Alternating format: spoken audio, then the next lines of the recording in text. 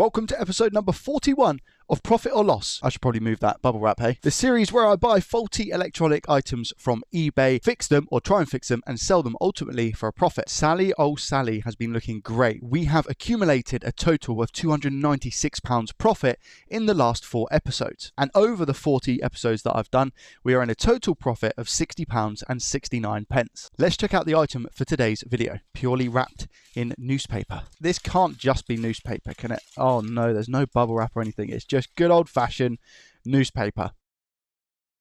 We have on our hands a Nintendo Switch Lite, aiming to keep the win streak alive by trying to fix this. Condition-wise, the analog sticks aren't in great condition. There is quite a big scratch across the front of the screen here. The back of it looks okay, I take that back. We have quite a deep scratch here, as well as a bit of gunk down the bottom, and a nice crack next to where the charging port is. What does a crack near the charging port actually mean? Well, it might be that somebody's actually changed out the charging port already, hasn't filed the port down enough so that when they put the chassis back on, it's then cracked the bottom of it. Not always the case. They might have just taken the chassis off and put it back on in a wrong way. Let's see what the fault is with it. I'm pretty sure it's a no powerino as well, which, looking at the charging port, actually looks all right. Maybe a few of the pins are slightly out of line. It doesn't look too bad though, if I'm being honest. And the port seems to be sat inside the plastic okay. I'm going to use my ammeter here plugged into a USB-C charger to hopefully help me determine what the actual fault is. So let's plug that in. We get something. We get 15 volts, 0.09. This looks healthy, but it looks like the battery is dead. Believe it or not, that's actually a really good charge currently. We don't get anything on the screen itself. So it could be first thoughts that the battery is really, really flat and we don't actually have a display on the screen. It's just jumped up to 470 milliamps. Does anything happen when I go to push the button? Drops down to 4.5, so it's doing something. Maybe the battery is just completely dead, so I'm going to leave it in charge for a couple of minutes, but even now at this point we should have a charging symbol on the screen to show that it's charging. So I've left it for a few minutes now and we're still on 470 milliamp hours, and when I press the power button nothing's happening. So I think we have a slightly different fault with this one rather than just the screen not working. So let's take it apart. And before we do that, a quick message from our sponsor, PCBWay. PCBWay are PCB specialists. From creating your own personal PCB, various sizes, different colors and complete customization, to sharing a project that you've created, PCBWay has it all. Leave comments on other people's projects or even download the Gerber files left by the author to give it a go yourself. They also have a gift store where you can purchase merchandise, soldering irons, multimeters and lots more. Bag yourself a sweet deal with PCBWay over the Christmas period. Make sure to keep an eye out on offers throughout December. Check out the link in the description for a $5 welcome bonus. I have just noticed as well that these screws have been in better places. So I actually think this console has been opened before, judging by, I mean, these ones, that one doesn't look like it's been touched really. That one looks like in really, really good condition. This one, however, yeah, not great. So I'd go ahead and think that somebody's actually been in this. So every screw just kind of fell out, and as you can see, they're different sizes as well. So I think this repair is going to be quite interesting. All right, so I've just taken off the back cover, and look, we have some liquid damage. Not as bad as it looks, I don't think. The water damage indicator has gone pink.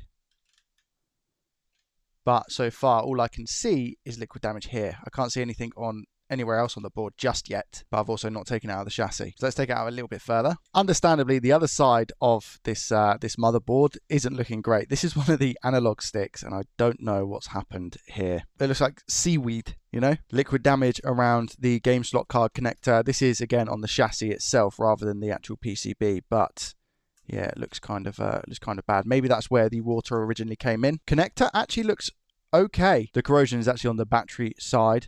Then we've got this little bit of corrosion here, along with all of this stuff. We have some up here, tiny bit on this connector, quite a bit around this. That's not the Realtek IC, is it? Maybe it is the Realtek IC, because I just see this little crab. RMC, so this, I don't know if it's the sound for the console, the sound chip, but you can see water damage is just under a few components under this. I mean, the good thing is this isn't like, this is corrosion, this is bad, but it's not corrosive to a standpoint where it's ruined all of the components. Over here as well. more corrosion here, and then we go to the back of the PCB. We have corrosion here around the M92T36 IC. You can see that we've just got corrosion in a few spots down here. I don't know if this is the backlight driver for the Nintendo Switch Lite. I'm not entirely sure whether it's the fuel gauge. It might be the fuel gauge with that little plus symbol on it, but that's got liquid damage around it as well. We have some actual bad corrosion here, which actually I think this is where the analog stick sits underneath the board. So that this test point here looks a little bit corroded. I want to say a little bit very. And then the worst bit of corrosion I would say in terms of damage is probably around this max IC here. Saying that, it is just scraping away, and the caps don't look too discolored. Do you know what? I'm just gonna give everything a clean and see what happens. I've been here before a few times where you can just catch it early enough and give it a decent clean. In an ideal situation, an ultrasonic cleaner would be your best bet. However, I don't have one. So it's going to be a nice clean toothbrush and some isopropyl alcohol. Believe it or not, this has actually worked for me before, and I think I actually done a TikTok on it, and that TikTok done very, very well. Plenty of isopropyl alcohol and just giving everything a clean. I've also taken a mental note as to where the water damage was the worst, and what I'm going to do is use my hot air gun and heat those components up, drop a bit of flux on them, and just give them a tiny bit of a nudge to see if that gets rid of any potential liquid ingress underneath the IC. So having a look around that max IC, see it looks a tad bit better. There are some caps here that aren't looking too great, but they'll be fine. They'll be absolutely fine. But I am just going to reflow this max IC because there was quite a bit of liquid damage around that, as well as a few other chips. So I'll do that quickly. Drop a flux, not too much at all. And just give it a bit of a blast around the area, just to make sure we're all good. There we go. A little love tap. See that? It just bounces back into place for what you want. Perfect. Followed by just giving that a quick clean. Rinse and repeat for a couple more places. Remember, I wanted to do this backlight IC down here as well. Backlight IC or fuel gauge. Oh, I'm pretty sure it's fuel gauge. This one here, I have to be super careful not to nudge because it's a very, very small component. Let's just, there we go. That'll do. That'll be fine. I think the Realtek IC was hit pretty bad as well, right? So we'll do that. What you'll notice is that the tip for my hot air gun is quite big, and we have this plastic component here. This is for the battery. This is where the battery plugs in. If I move my hot air quick enough like this, the aim is to not melt that plastic connector. Even though we're at 450 degrees Celsius, that is going to be the goal. So by moving this air around and not keeping it in one stagnant place or position, you can see that the solder is now wet. And we're not burning that connector. You could also heat from underneath, but there we go. And that was pretty much directly above it. Going underneath the board would be your best bet because we have no plastic on this side, and directly on the other side is the IC that we just reflowed. But as you can see, we have singed it a little bit, but it's still fully functional, so it's all good. Right, what I'm going to do is plug a different battery back in and see if we get any change in behavior. Before I actually give this a test, I did just want to check the daughter board that we have on the other side, see if we have any liquid damage here. But to be honest, that looks like, oh, wait a minute. Oh, we do have liquid damage here. That's the backlight, I'm pretty sure as well. And this cable looks like it's been taken out before. Someone's definitely been inside this switch before, by the way, because the foam plastic as well was also broken, the seal. So I might need to take this board out because that is not looking great, is it? Am I going to be getting a continuous path here? Maybe, if we're lucky. Let me just clean that quick. Issue being, I don't know what the other side of the board looks like. I mean, that ribbon cable should be okay. Should be okay. You can see as well that there's water damage down here. I'm gonna have to take this this board out, this little daughter board, and give that a clean as well. If this does end up working, I think the play is going to be to put that motherboard, the main one, into a new housing with a new daughter board. The other side of the board was absolutely fine, so I've just taken it out anyway to give this side a nice good clean rather than it being an awkward clean inside the chassis. Let's put it back together and see if it works. Right, bare basics plugged in at the moment. I have put the same battery in. I just gave it a really, really good clean. So hopefully it works. If not, it is what it is. There's only so much that you can control in these situations, and my saying is, as always, my wife gets very annoyed with me at this. Control the controllables. Let's have a look. All right, 3, 2, 1.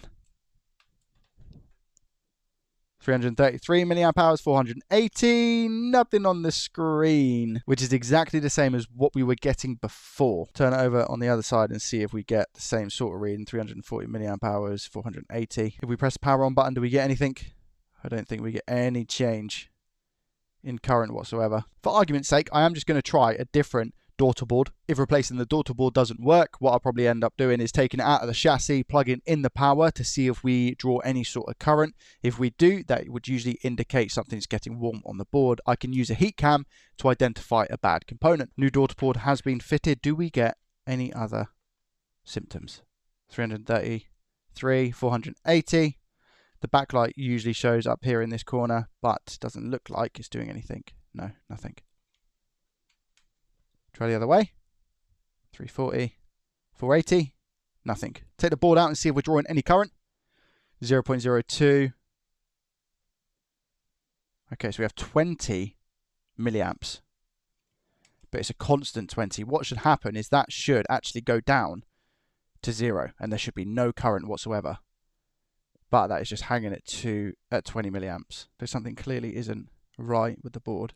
I don't know if a heat cam is going to show me 20 milliamps. That's the issue. I will double check though. I have just checked with the flare cam, but absolutely nothing seems to be getting warm with this board. Obviously there wasn't really too much I could do with the state that this board was in, but we move and hopefully the next item will be a bit better. The next item will in fact not be any better because it doesn't exist. Well, that's a lie. I mean, it does exist. I was going to look at this Nintendo Switch board that I've had for a very, very long time. And this would have been from the early days of JDT because that port does not look good. But as you can see, we're missing a coil there. We're missing a cap from the top of M92. And the reason I can't look at it now or today is because my multimeter has finally given up on me. I fixed it, obviously in last video, but now it's not reading at all. So what have you done to rectify this situation, Joey? I've bought a fluke. I'm very excited to share that with you when it comes. This episode is going to be a little bit shorter than usual. Let's head on over to Sally just to finalize the loss today, unfortunately. We're just going to roll with the minus £40, giving us a total profit of £20.69 in the positive, hanging on for dear life. Again, as always, thank you very much for watching. I hope you enjoyed it. If you did, hit the thumbs up button, subscribe if you're new around here, and I will see you